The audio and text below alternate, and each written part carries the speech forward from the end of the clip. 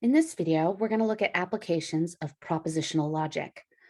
There are several applications, and we're not going to look at all of them. We're going to focus in on a couple. I did list them here, though, as bullet points at the beginning. We're going to look at translating English to propositional logic and logic puzzles, but I'm going to highlight a couple of them. But I'm not going to look at Boolean searching. If you're interested in looking at that, you can go to page 19 in the textbook, example 6. It kind of goes through that information. But let me highlight really quick system specifications because it's very similar to just translating English to propositional logic, but using it specifically in trying to help with system and software engineers. So here we go. Let's just look at a couple of examples here. So system software engineers take requirements in English and express them in a precise specification language based on logic. For example, let's say the automated reply cannot be sent when the system is full. So one possible way of thinking of this is P denotes the automatic reply can be sent. Q denotes the file system is full. So we could write Q implies not P. If the file system is full, then the reply cannot be sent. So that's how you could kind of translate that into English. Now, I do want to take a second here and talk about what consistency means. So a list of propositions is consistent if it is possible to assign truth values to propositional variables so that each proposition is true. For example, are these specifications consistent? Diagnostic message is stored in the buffer or it is retransmitted. Diagnostic message is not stored in the buffer. The diagnostic message is stored in the buffer, and then it is retransmitted. So what they do is they give labels again. P is the diagnostic message is stored in the buffer. Q is the diagnostic message is retransmitted. So we can write the first statement here as P or Q. The second statement would be diagnostic is not stored in the buffer.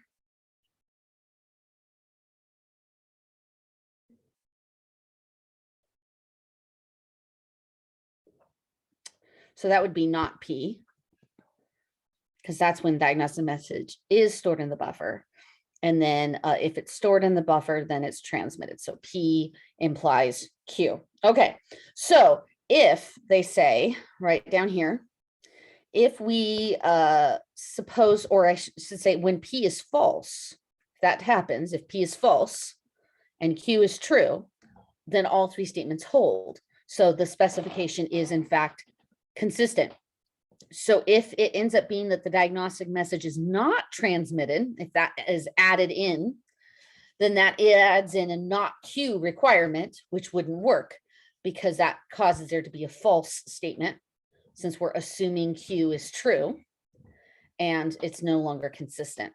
So you're still assigning values, assigning these kind of propositions, creating these basic labels, and then you're assigning truth values, truths and false values to see if we have consistency. Okay, now I'm going to spend even less time on logic circuits. We can assign zeros and ones to be true and false, which makes sense when we're talking about programming. Complicated circuits can be constructed from three basic circuits, which we call gates. We can have an inverter gate, which behaves like the negation, the not P, an OR gate, and an AND gate. And they just kind of demonstrate what some of these could kind of look like in terms of mappings. All right, so again, I don't want to get too heavily into that. What I want to focus on is translating English to propositional logic. Let's kind of spend some time on this. This is kind of similar to those system requirements we saw earlier. So hopefully after we go through this, it might give you an opportunity to kind of understand. Okay, so let's translate the following sentence into propositional logic. If I go to Harry's or go to the country, I will not go shopping. So in this problem, I feel like we have three things going on here. We have P, which I'll say is going to Harry's. Q, which is go to the country. And we'll call R go shopping. So I'm comfortable with calling it go shopping and then not R being in my statement here. Okay, so if I go to Harry's or to the country, so that's P or Q, oops, that looked like a G, P or Q, then, so that altogether is going to imply that I'm not going shopping. So that's one way we can do this, but we do have to state these. We do have to make statements about what the propositions are so that it makes sense when we're translating. All right, let's go ahead and look at another one. Let's say you can access the internet from campus only if you are a computer science major or are not a freshman. Okay, so let's again do some assignments here. Let's say that P is that you're a computer science major.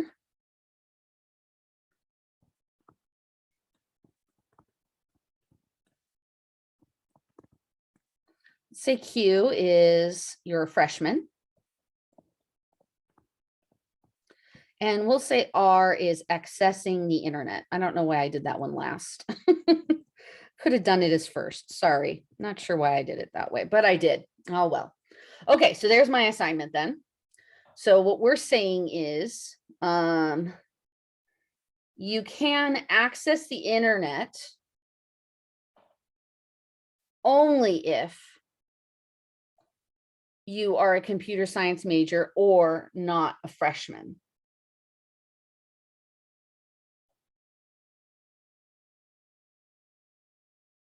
So I'm thinking that we can say, well, I mean, I know there's an implication. I'm just wondering if it's going to be reversed because they use the phrase only if. You can access the internet only if. So I'm thinking if you're a computer science major or not a freshman, then you can access the internet.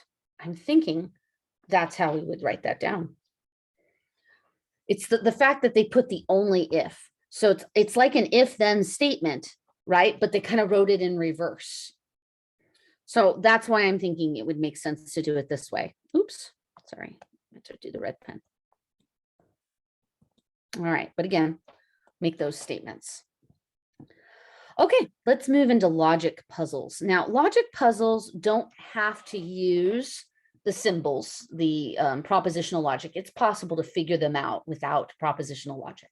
I'm going to obviously take that approach since that's what we're working on right now. All right. But it is possible to figure these out, just kind of reasoning your way through them. And if you're not familiar with logic puzzles, a lot of people like to do these in their spare time. Okay.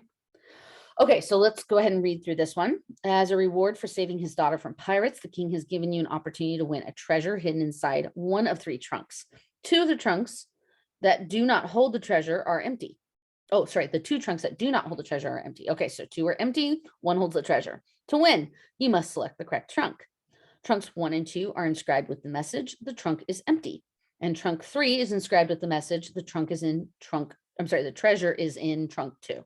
The queen, who never lies, tells you that only one of the inscriptions are true and the other 2 are wrong. Which trunk should you select to win? Okay, so we're given like false messages and true messages, and we have to figure out which one's which so we can decide the treasure. So I'm going to go ahead and label again P. Let's say P is the treasure is in trunk 1. Q is the treasure is in trunk 2. And R is the treasure is in trunk 3. Okay, so from this, the inscriptions say that, okay, so here, the first inscription, let me just kind of keep track. We're gonna have 3 inscriptions here. Okay, the first inscription says the trunk is empty. So it's saying the first inscription is on trunk 1, and so it's saying it's empty. So it's saying not P. Okay, treasure isn't there, so not P. The second trunk says the treasure's not there either, so not Q. And the third trunk says the treasure is in trunk 2, so it's saying Q. All right, those are the inscriptions. So here's what I need to do. I need to figure out where we might get a contradiction based on applying true and false. Okay, so just so we're clear, the argument I'm going to be kind of looking at is that all 3 of these have to be true. So I'm using the and terminology to say that all 3, I'm sorry, no, all 3 needs to be true in order for it to work. So all need to be true in order for us to find the trunk. Okay. Okay, let's see if we can figure out assuming some true and false. Okay, so let's do this. Let's assume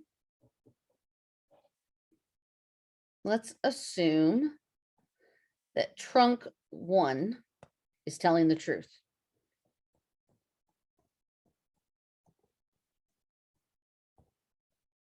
Okay, if that happens, if trunk 1 tells the truth, that means that when they say the treasure is not in trunk 1, that's true. Okay, that the treasure is not in trunk 1. So, okay, so there's we go. So if I'm assuming trunk 1 is telling the truth, that means that they're saying P equals false. Okay, P equals false. That's what that tells us, which I think is already going to be a problem because that's not going to work here. All right, let's try the next one.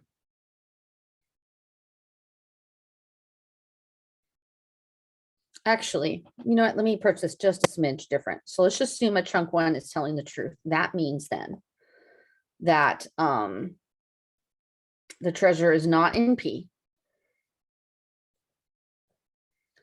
And the other 2 then would be lying. So trunk 2 then is lying, which means when it says it's not in Q, that it's not in trunk 2, it actually is in trunk 2. Right? So if we're assuming trunk 1's telling the truth, then we're assuming 2 and 3 are lying. So Q would be correct.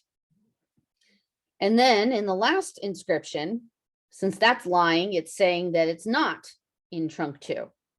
Okay, so this is a problem right here. So these 2 things are contradictory. Q can't be true and not true.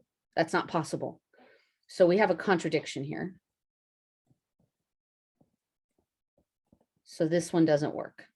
Okay, let's assume trunk 2 is telling the truth.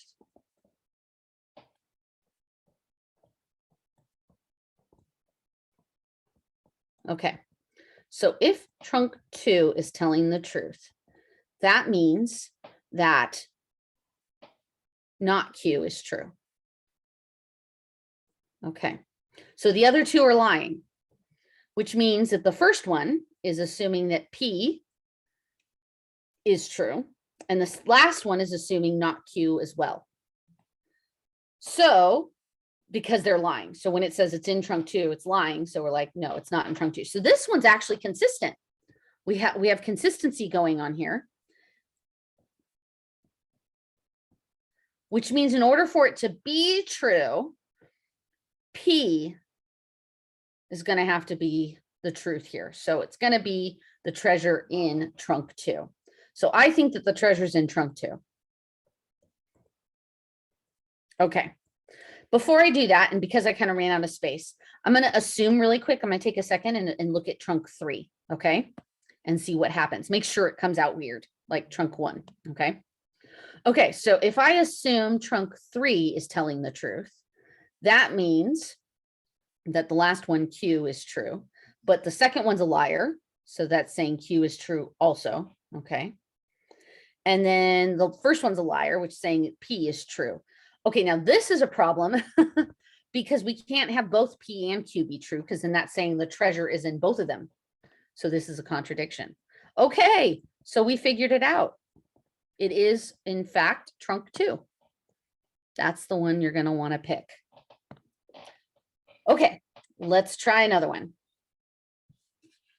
All right, so for this one, an island has 2 kinds of inhabitants, knights who always tell the truth and knaves who always lie. You go to the island, you meet A and B. A says B is a knight.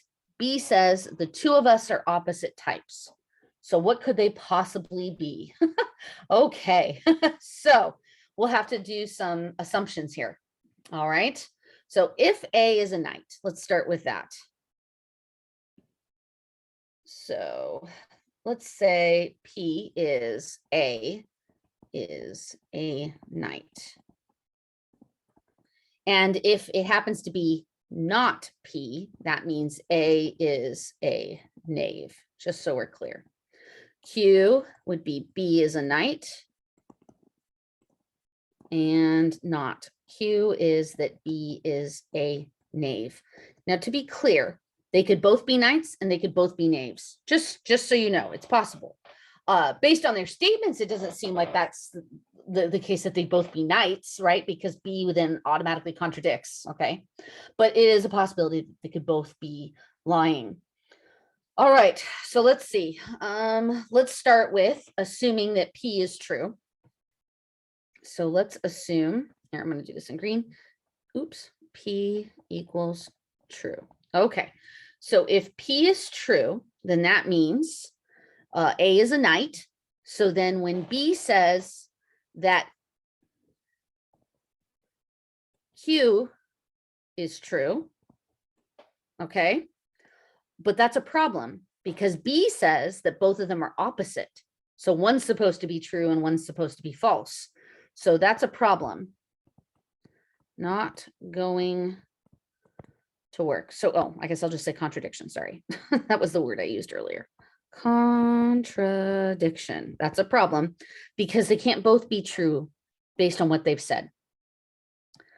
Okay. So then let's assume that P is false. Okay. So if P is false, that means that not P is true. Okay, so we're assuming then that A is lying. So if A is lying, that means that B is a knave. So that implies that not Q must be true. And there you go. That's it. That's the consistency. So they are both knaves based on that reasoning. That actually works. Consistent. And there we go.